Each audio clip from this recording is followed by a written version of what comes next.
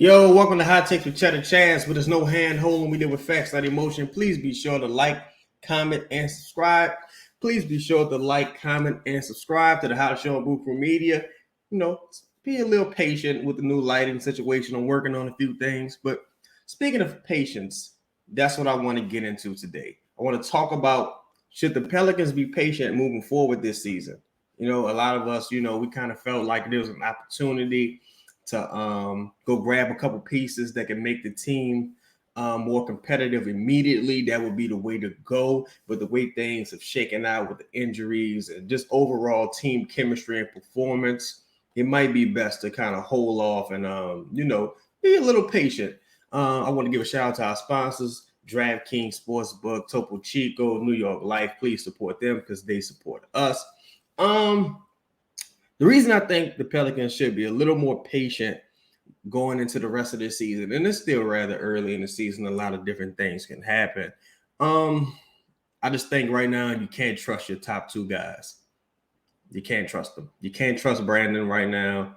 He's out with another injury. On paper, considering, the severity of said injury, that could be 2 to 4 weeks. If it's Brandon, you kind of want to go with the the longer number pause, and I would even say there's a good chance, if the injury is as severe as it's thought to be, you may not see Brandon until 2023.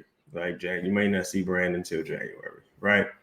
But that's just been par for the course with Brandon at this point. With Zion, he's still working his way back into the system, working his way back into shape. And of course, when Brandon does come back, if Zion were to stay healthy through that period, when Brandon does come back, you're going to have another situation where you got two guys that's still learning how to play with each other, pause. Then you got, you throw out the obvious guys who don't seem to fit necessarily in JV. In some instances, CJ may not fit that starting lineup, in certain pairings. Then you got other guys on the roster who just, it's just not fitting. It's just not smooth. Everything looks a little more difficult than you would think it should be. And we're not the only team. You see what's happening in Minnesota right now. It's a rough transition for a lot of people when you add another major piece into that starting lineup. Ultimately, I really think the Pelicans should be patient for a couple of reasons. For one, is there really a guy available who really changes the dynamic of this team right now? Is Shea available? I don't think so right now. Is Joel Embiid available? No. Who knows if that's going to change in the offseason. But I don't think either one of those guys of that caliber are available yet. Luka looks a little unhappy. Is he available right now? No. I think if you wait until the offseason, by then you should know where in the lottery, if it's even a lottery pick, that Lakers pick has landed. You could use that ammunition. You're going to have a lot of expiring salary. You're going to have JV as an expired.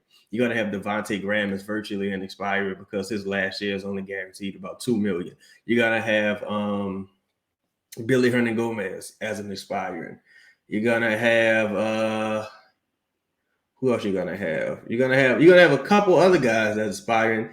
You can get roughly up to $33 to $35 million in expiring salary, and you still have all your draft picks to swing for the fences and make a huge acquisition.